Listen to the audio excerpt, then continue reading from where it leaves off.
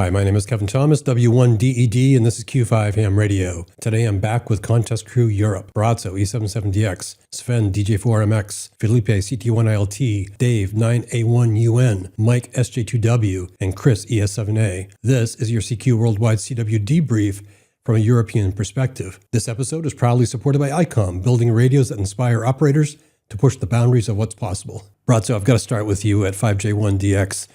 Tell us what happened there, how you feeling now after you've had a couple weeks to think about it. Oh, well, back in business, let's say like that. So after my return, I was like sleeping 3 days. And we had some holidays, so it was a little bit, slowing down after pushing so much hard in the, let's say, last week and month. It was a little bit unusual, but since I start to work this week and pushing hard, everything is fine again. What happened? Well, big expectation. It didn't well so bad, but where to start? I was, I was aware like there is no chance to compete really with EF8R and CQ9A. But I was hoping that I'm gonna go well over 10,000 contacts, what didn't happen. Many reasons for that, I couldn't get the low bands like I would like to have it, and there were some RFI from band to band on some bands, had some issues with the amplifiers. Like one of the amplifiers was switching off. It happened a couple of times. Second night it happened 5 times in a row, and every time when it switched back, I need to plug it out, wait a couple of, let's say, I don't know, half a minute, plug it again, then 3 minutes for heating, and then you can start, and that happened 5 times in a row. So I was pretty not in the good shape that night. So that was the time when I actually after 5th time I make a break and say, okay, let's have some food, just renew everything and restart everything, and that's it. Otherwise, a little bit disappointed about number of the US station I've worked. I don't know, maybe my failure, it's hard to say. I did go over the log and did expect quite a bit more. The 56% of US is, I think, too less for Colombia. And even on 40 meter, I had more European than United States, so that was a little bit confusing. Otherwise, some nice rates, so I go over 340, 350, something like that. So that was nice. Not much beside amplifiers, and in hour 3, computer switched off. That was a scary part. Like I was very confused what's going on. So it just switched off, and later on I realized that the power plug was not pushed in the power supply till the end. So it didn't happen, I don't know, 7 days or 10 days before it happened in the hour 3 of contest. Or I think it was the 3rd hour, something like that. And otherwise, I was enjoying staying there in Colombia. We were like on some farm or Salim's vacation place. Salim is just excellent host, so I had everything there. He was organizing everything, and it was just asking what else. QTH was hard to work. It's like most of the people already saw on social media. It's on the hill or on the side of the hill, which is very steep, and it was very difficult to work there, and so on and so on. So well, at least South America record, let's say like that. So let's see what's going to happen after UBN, but the margin is pretty big. So I think this going to be a new South America record. Yeah, yay! Exactly, our hero. But I believe you're not going to do that again, aren't you? Or are Well, I don't know. I started to talk with Salim, and if he is actually ready and willing to do more towers. Actually, there are some more towers in preparation, and he's willing to make some antenna changes and some setup changes. So if maybe I'm gonna be there again, just let's say to finish the job. I would say this stayed somehow unfinished in the term of the QSO I wanted to make. So maybe I will return again. So we made some plans. I make some suggestions. He's building up already another tower. So and yeah. What else? We could solve that problem with the CIV port, which was broken on one ICOM. That was a very bad news just in the front of my let's say of my flight when I heard that the CIV port of the ICOM was damaged. But with the help of the friends, and we make a software, so we synchronize we use the CIV of 7300 and we synchronize the frequencies with the 7610 and 7300. So I needed that CIV port badly to have my antenna switching and so on. But let's say in general, too many small issues, not really something that was very a big problem, but when you start from manual amps, amp switching off, some RFI, okay, I was tired. So when everything was just accumulating, and it didn't well like let's say like I expected. But anyway, I think it's not so bad result for setting up everything from scratch. Let's say like that. And Braco, it turns out that the scoreboard battle was really between you and Andy at V47T. Were you watching that? Were you aware of the? Yeah, I was watching everything. So it was somehow irgendwie pity I couldn't run away from him like I would expected, but he was catching up all the time. So and he even overcome. Sunday was very difficult because the storm. There was a big rain and the storm. It started Saturday and Sunday, and it was like getting bad, getting better, getting bad, getting better. And each time when I went into big issues with Cure November, then it was catching up like a crazy. So, and I was like, I no chance to do anything. And then on the end of the contest, it was a little bit better, so I could let's say run away a little bit. We will see how this is gonna finish. I hope it's gonna finish on the UBN, like staying on the third place. But that was like it was pushing me a little bit more to do more.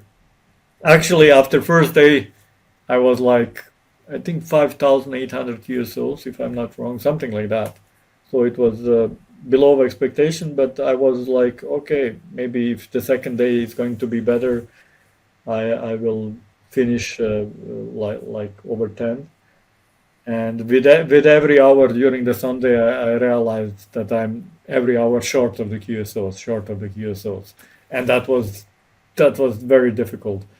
But sometimes you cannot fight the nature. And Sven, since Braco was in Colombia, you had E7DX almost all to yourself. Not really, but tell us about that team effort at E7DX. Yeah, it was an amazing contest. yeah, it was very close that my dad and I couldn't go there. Unfortunately, my grandpa passed away the week before the contest. So we didn't know when the funeral was. It was after the contest, so we went anyway. So it was a bit sad, but still enjoyed the contest very much.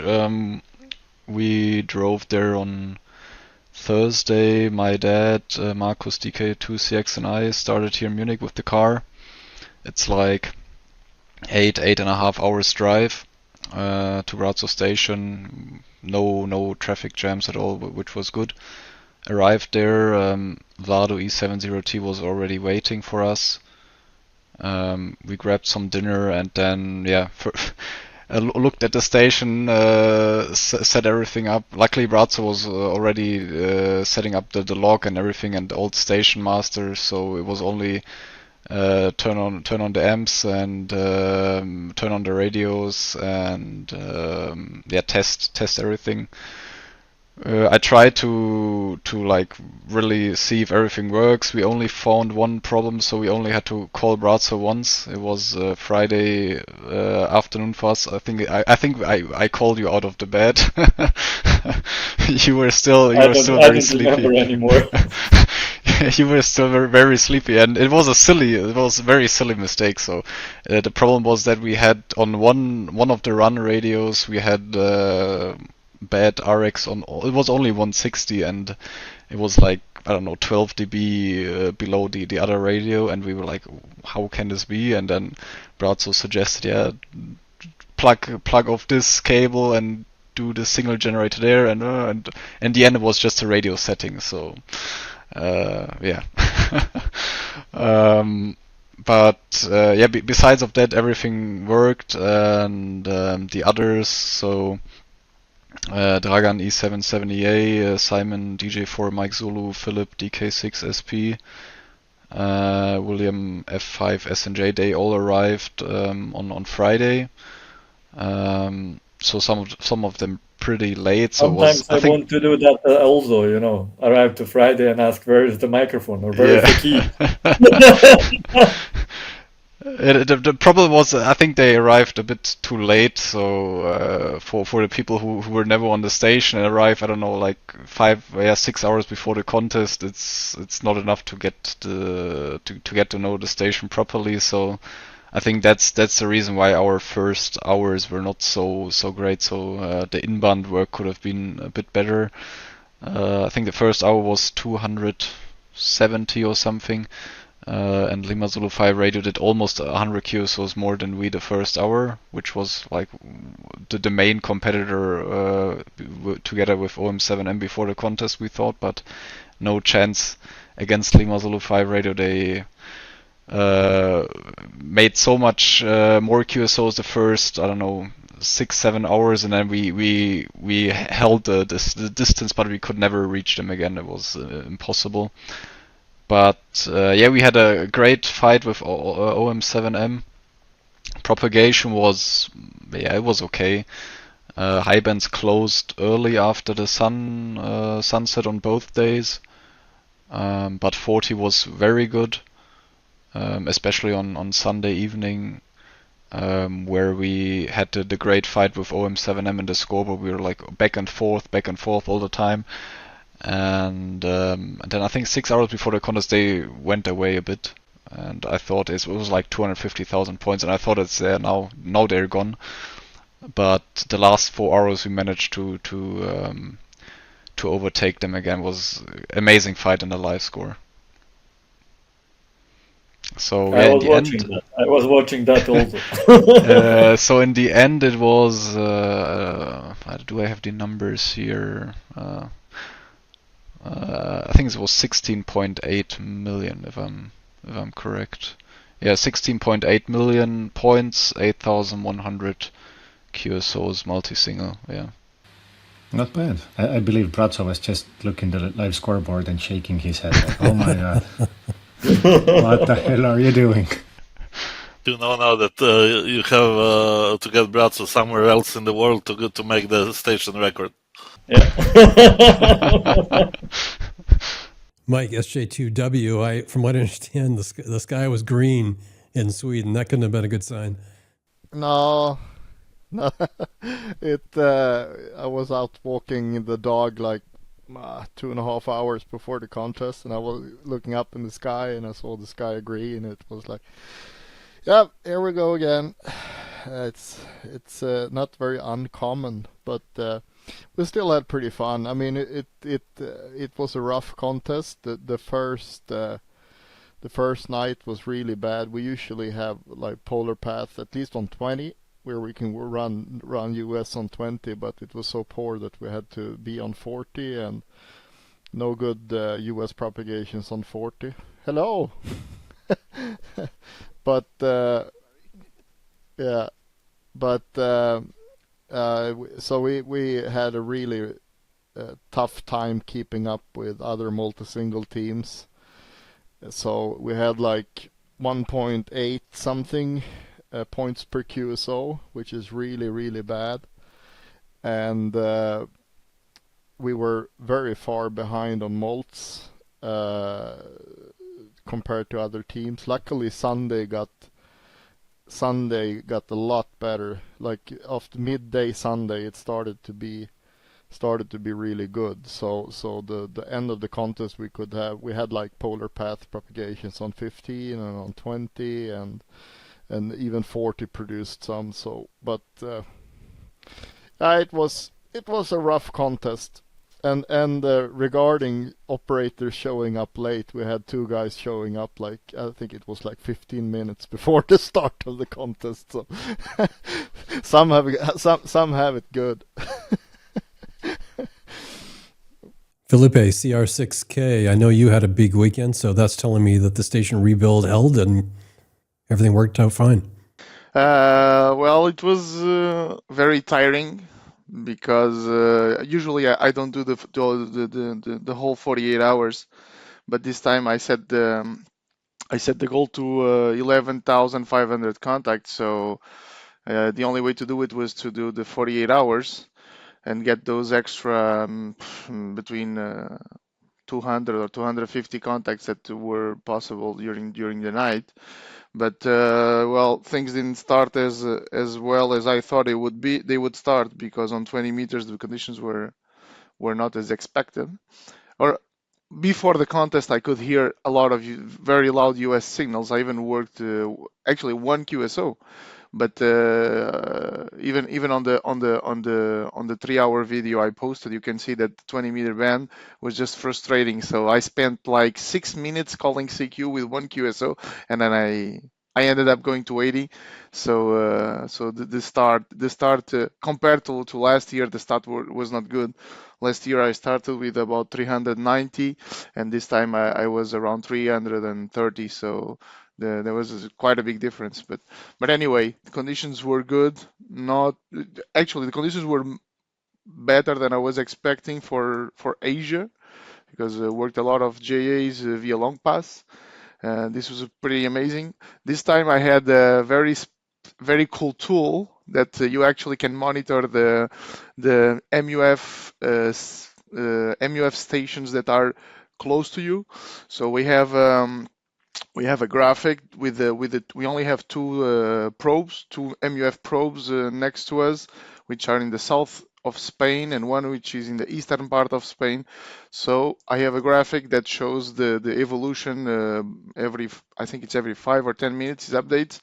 So the thing is that I was monitoring the bands for a couple of weeks now, and I noticed there was a little peak around 4 o'clock in the morning, 4:30, and this peak I could not tell where it was open to during the week, but during the contest, when I went to 20 meters exactly at that time, the band was full of JAs. So I had a blast working JAs around that time, and you can see the MUF going up just a little bit. It gets to 14 or a little bit more than 14 megahertz, and it goes down back to normal, because it's still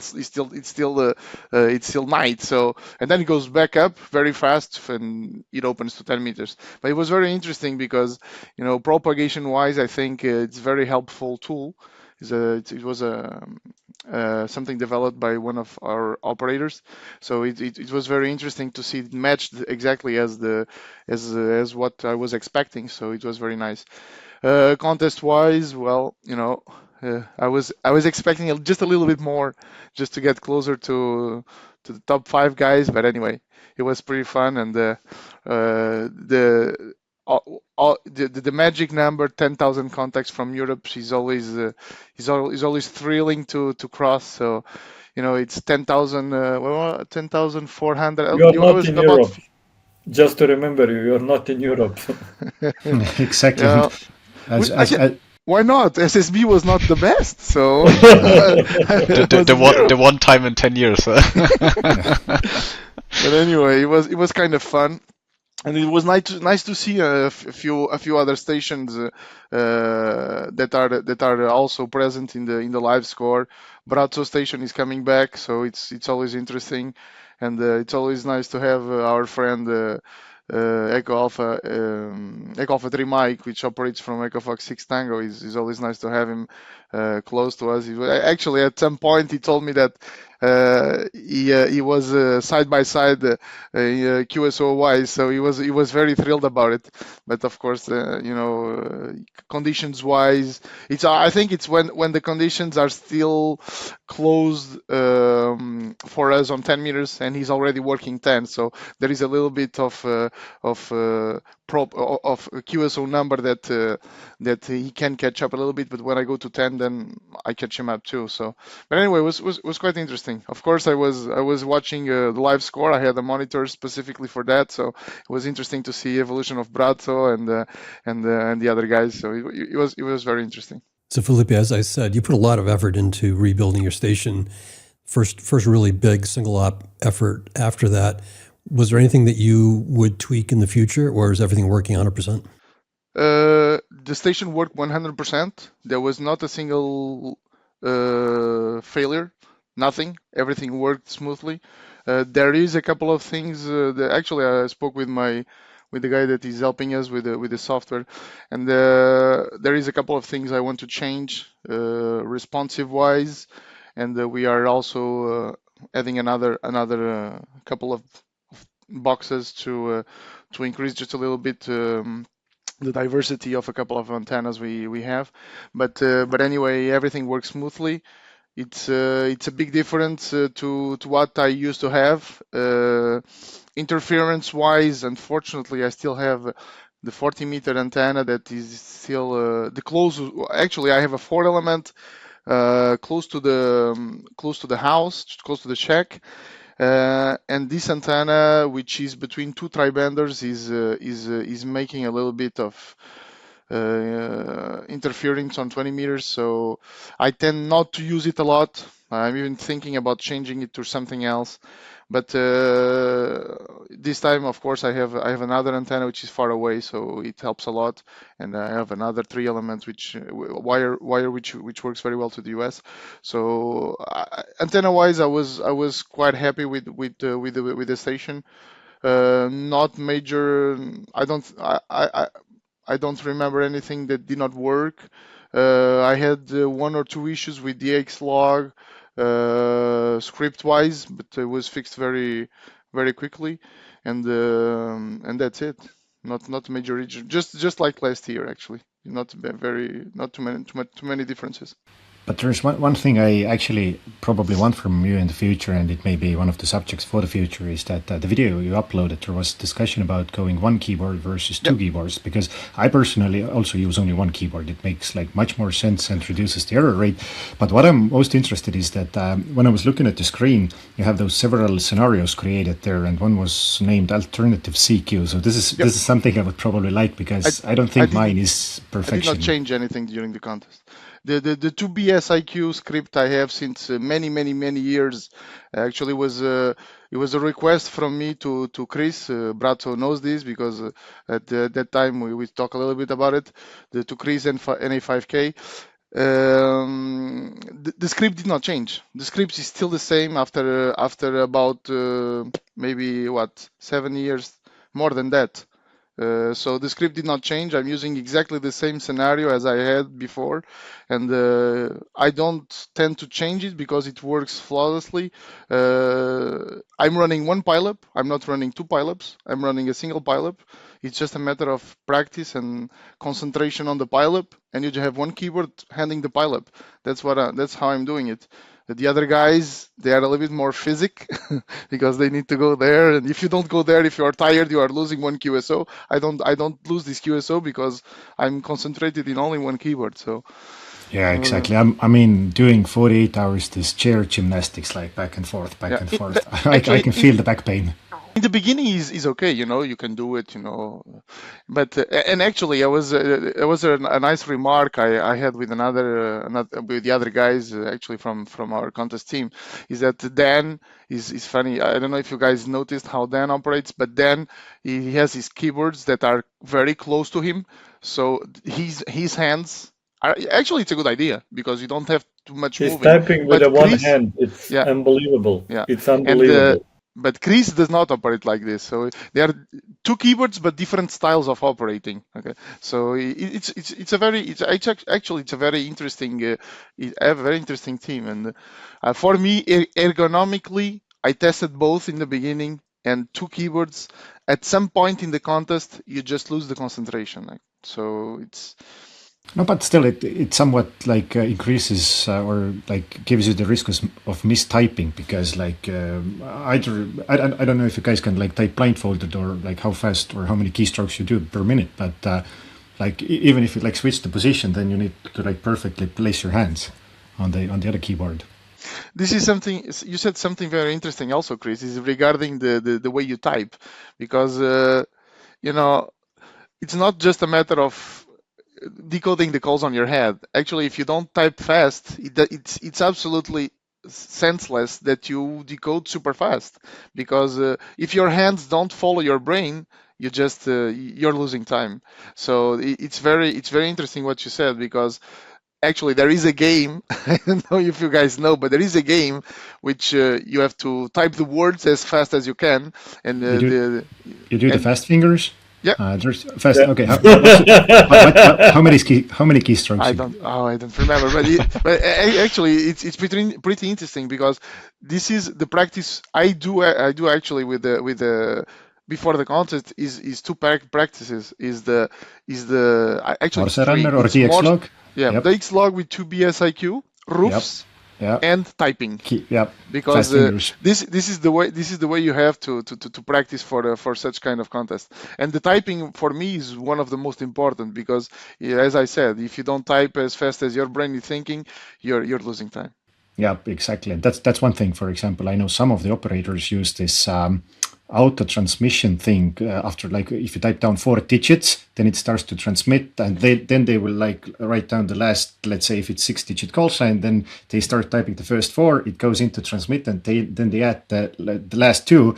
But for me, it's definitely because I type fast. I literally type like fast, and for me, if the 4 digits are written down, then it already starts to transmit, and I don't even hear the other guy finishing his call sign. So that's there's different strategies.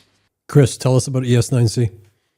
Oh, we had since Mike already said that the skies were green, and they were green indeed. We didn't have like that many goals, but we did have like one, perhaps 2, and the one goal was as a multi station, not to lose 2 Echo Fox 8 radio, but we miserably failed by 1 million points, because Echo Fox 8 radio had 27 million eventually, and we ended up having like 26 something million as a multi station. But I mean, compared to SSB, this time it was much better, and we had on Thursday we had a nice crew already there, and some late additions on Friday. But these were the guys who already knew the station, so it wasn't a big issue. The contest started out fine.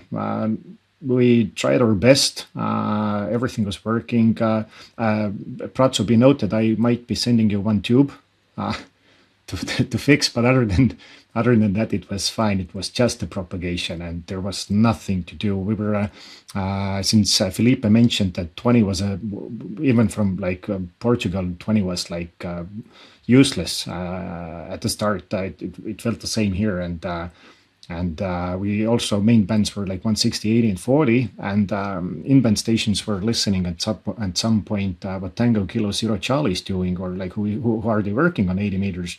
We didn't even have a whisper. Like Tango Kilo Zero Charlie was having fun working US and not a single beep. And I know Braco mentioned that overall he had 50% or 60% of US in total. We had a whopping 56. We had a whopping 19% of US stations.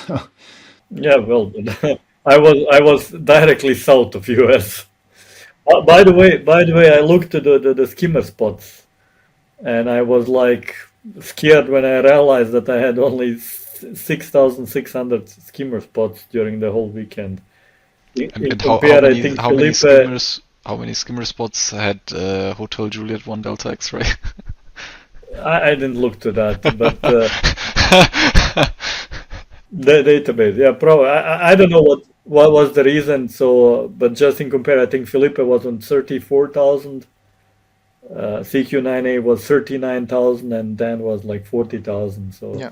even Papa Zulu 5 Delta X-ray on single band had 11 or 15,000 skimmer spots. So I was like, oh. Yeah, we did the same analysis, and we were just behind, I think, 9 alpha, 1 alpha. So, like, overall, the whole 6 bands, we were probably on the second place. I remember, Braco, your call was always busted in the band map. It was always some crazy combination of call sign spotted on your frequency. It was always changing, and not 5J1DX. It was everything else but 5J. And Dave, what happened in Croatia? We did multi-2.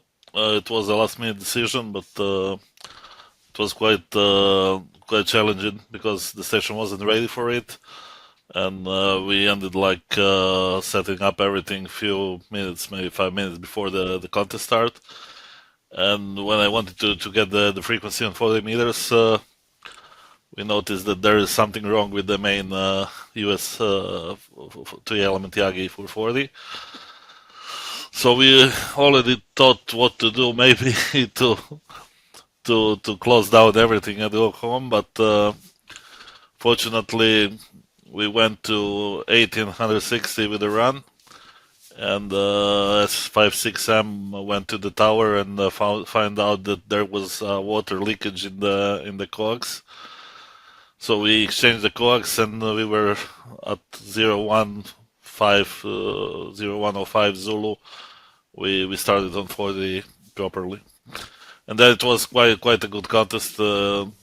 Propagation wise, I'm sorry for the guys up north, but I really felt well after the SSB part, which wasn't like it was in the CW. It was all okay. We had good runs, good inbound, and we ended up breaking the Croatian record, and we were close to be first Europe. Actually, we were on the live scores. It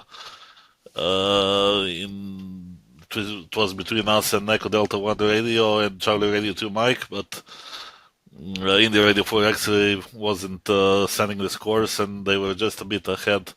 So they ended up they ended up like 4% more than us at the end. They're about 19.5 million. We are on 18.9. So we'll see. They usually have a good UBN, so I don't think something can change. But it was really fun, and conditions were quite good on our part of Europe. Otherwise, great fun on the station. A lot of friends. Some good friends came back after a long time. We had 96XX back and 98 Mike, which was a real boost up on Sunday. That would have been my question. How much did you pay to see Hurle and Marco back in action? Those guys have been gone like for ages. I was really happy when they both sit. We were all sitting on the radios Sunday morning, and when you see in their eyes that there is still that fire, then I have good hopes for the future. That's it. There's a few questions that came up online while this was all going on. I posed them to the North American contest crew, and I just wanted to ask you guys also. It's clear that you guys are fans of the online scoreboard, but the question is, should it be encouraged or made mandatory? My opinion is I don't mind having it mandatory, at least for the top stations. But it adds, for me personally, it adds a lot of, not sure if value is the right word, but it like makes it more interesting to actually like go through the different categories and see like who's doing what, and you can see like where and when everyone is like improving, and where the base is higher and when the base is not that great. I think it only adds to the contest. Yeah, exactly. Those like mini battles, like, oh, come on, we're not going to lose to these guys. Like, no, we can definitely do better. Yeah. I cannot imagine any more contesting without live score. So it is not the question about being mandatory or not. I just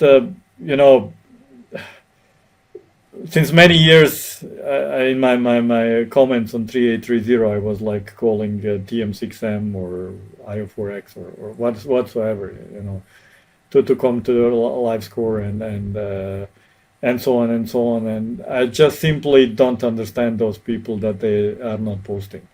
So it's a fun. It's just looking and trying to, I don't know, beat another guy.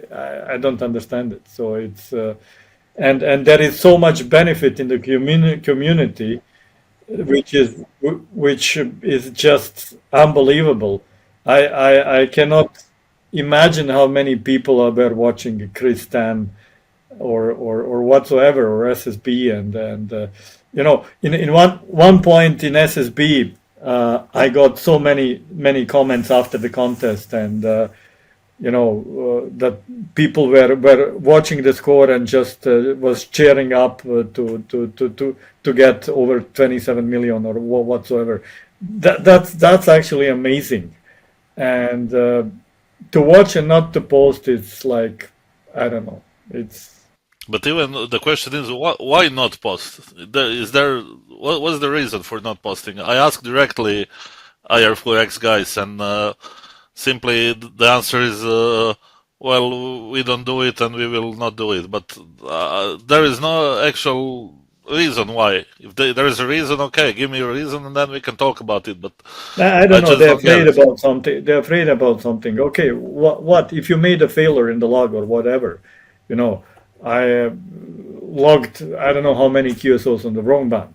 So it happens. So it's nothing, nothing forbidden or nothing what gonna kill you. But I don't know. Some guys are like that, and it's maybe some very old-fashioned way. But speaking of old-fashioned, since I tend to be the younger ham radio operator, over the years, like I've been most of my life a ham radio operator, and those I don't mind the old generation ham radio operators, but back in the day they used to phrase like.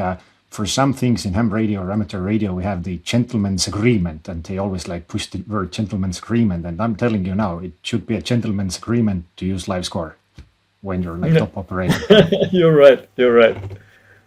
But it's funny. I talked to Suad, to LX7I, DK6XZ, and he is just really thinking that somebody going to get advantage over him in the contest. Maybe, maybe not, but and if it's happened, it doesn't matter. It's the benefit of, because he was posting and he was hiding his totals per band. Breakdown, but he always does. The breakdown. Yeah. So I simply don't understand, and we had a lot of discussions about that, and he's just afraid of that somebody is gonna take advantage and see and change the strategy or whatsoever. And on the same time, he's watching the other guys. Well, I think I told my opinion several times before. Actually, the hashtag live score was yeah, exactly, Chris. The hashtag live score was pretty, I know, explanatory the last time, because I agree with all of you guys. I don't understand. There's a nice tool. It's like watching Formula One without actually having your car shown on the scoreboard. So I think it's not it's today the way the contesting is going is nonsense, because everybody's cheering up on Facebook, everybody's cheering up everywhere. Q5 makes live follow up of the contest because of the live score. So wouldn't it be great also to talk about India Radio 4 X-Ray? They actually are number one multi-2 in CW, but we are not talking about it because they showed up in 38:30 and it's too late. So, no, but I got a great idea. Let's start because Q5 has made a big impact, like over the half a year period, at least what I see from here. Maybe we should start posting about Tango Mike 6 Mike and the other guys, or just Kevin could make a post like, "Where's your score?" maybe it'll help. Let's see, we got like E7DX, Lima Zulu 5 Radio and the other ones, but Tango Mike 6 Mike, where are you at? yeah. I guess you just did that. Yeah, we can give it a try. Just to finish, I think that the contest committee will not make it mandatory because they don't need it to evaluate the logs. They don't need it to do anything to the logs. It's not like the recording. The recording, it's mandatory because you need to check some stuff, so it's normal. But the live score, of course not, and it will never be, I think, in my opinion. But the thrilling today of this kind of contesting, which is, let's say, amateur, is that today we can follow these big scores. I will give you an example. I was following my friend João, who he has a new installation, a new antenna, small antenna. It's an ultra beam, but he was having so much fun on the scoreboard. He was fighting against another city station, and both of them were fighting one another, and they are like number 20 on the table. So they had so much fun with it. In the end, they sent email to each other saying, "I got you in the end by making some multipliers." So it makes more interesting. It challenges you to make more contacts. It challenges also everybody to contact you. So for me, it's pretty nice experience, and I think everybody should follow. And those who are just watching and pushing hard while watching how many contacts and how many multipliers the other have, it's not just like cheating, but it's like, okay, I'm catching you up, and they are only cheering for themselves because the fun part of the contest is all this, is what you live the moment at the time. It's not what happens after, actually, because then we'll win. We know it because we followed him between the entire part of the contest. So it's not what will happen in the end, it's what happens during the contest. Exactly. This is the most important part, I think. I totally agree. Yeah. So next question is somewhat related to that, and that is log upload. So in order to get to the results faster, the quicker uploads happen, then we get there. So the question is, should we be waiting 5 days, or should log upload happen the first 24 hours? No, absolutely the first 24 hours, or even live score would be interesting, because in my opinion, I think that just like Dan did, he should upload 5, 10, 11 minutes, 15 minutes after the contest, just like in WRTC. In WRTC you have 15 or 30 minutes, I don't remember, to upload your log, so it's exactly the same. So I think it should be mandatory, at least for those who are competing for the top 5 or top 10, whatever. It should be mandatory. I also agree. I mean, 5 days is also fine, but let's say 24 tops 48 hours should make the most sense, because I have my own one experience.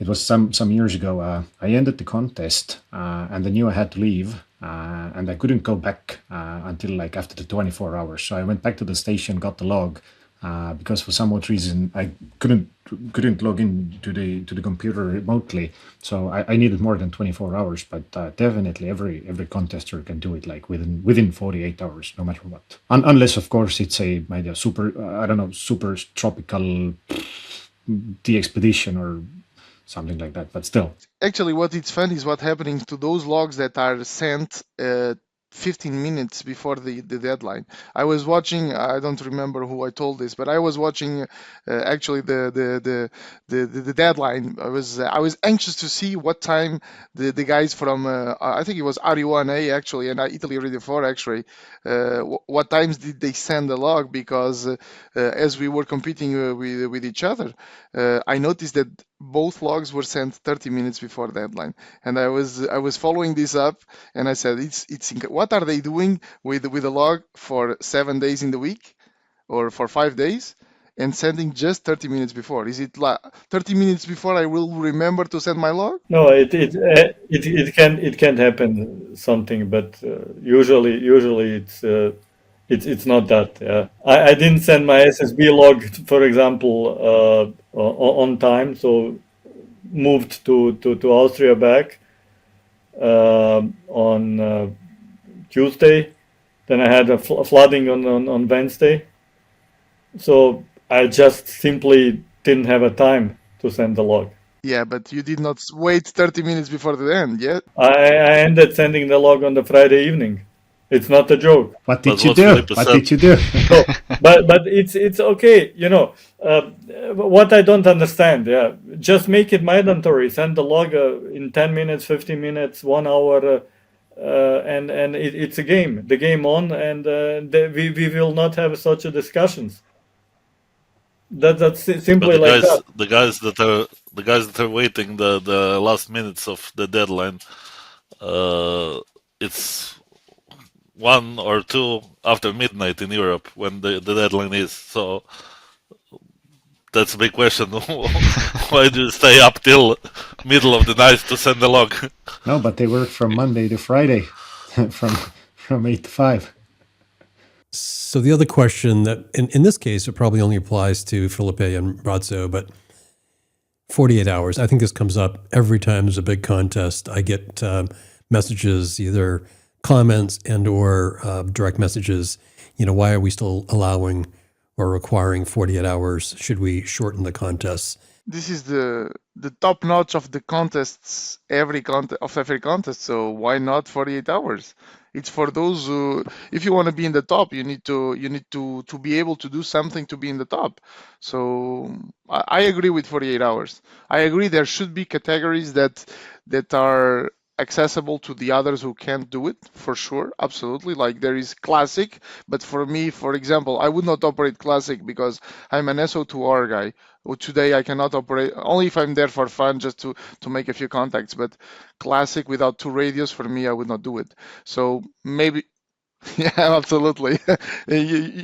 Actually, it happened already, Mike. You know, when you're waiting for the guys to answer, you actually fall asleep. So, so eventually, I think maybe another category like WPX. So you have 36 hours, for example, full category. But for sure, I think the 48 hours should be there, at least in CQ Worldwide, because it's the major contest that if you it's simple. If you reduce it to 36, all this crossing 10,000 contacts, doing major things will never happen again. So, you know, I also think that maybe, for example, the WPX for 36 hours was a good move, because you know, there are not that many stations making that contest. You know, it's a lot of stations, yes, but compared to CQ Worldwide, no. So the amount of QSOs that you make in a WPX is not the same as you make in a CQ Worldwide. So I think CQ Worldwide should keep it like this. And as of matter, to make it short, to to be awake for 48 hours is a matter of being competitive.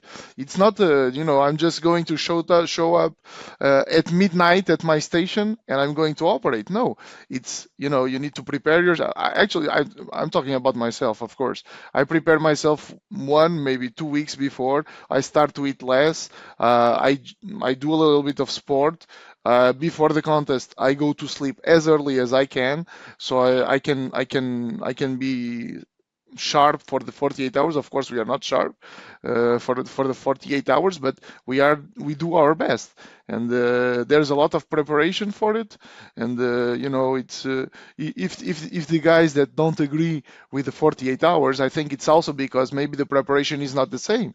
So that's my opinion. Yes, these are two of the things. I would also add that yes, they have classic category, and why not to have classic category for 36 hours? Like, go ahead. Yes, because maybe 24 is not too much time, but 36 hours classic category, and like you just go and do it. And there are, I would say, there are some other contests that shouldn't be 48 hours. There are a few. World European. For example, or we are going back to the same old story. It's a 36-hour contest. Come on. Yeah. Or like Malaysia WA back in the is day. 36 hours. So don't complain about that. Braco, we need to go mixed, WA mixed. Well, I actually did change my opinion about that, but I know why. Because you operate with German guys now. Gentlemen, I'm going to let you finish this conversation off camera. We'll close up for now. I really appreciate you taking time today and rescheduling this week after the computer glitch earlier in the week. Thank you for joining me. Yes. Thank you, Kevin. Thanks, and Merry Christmas and Happy Holidays and Happy New Year. My name is Kevin Thomas. This has been Q5 Ham Radio, Contest Crew Europe 73, and Happy Holidays.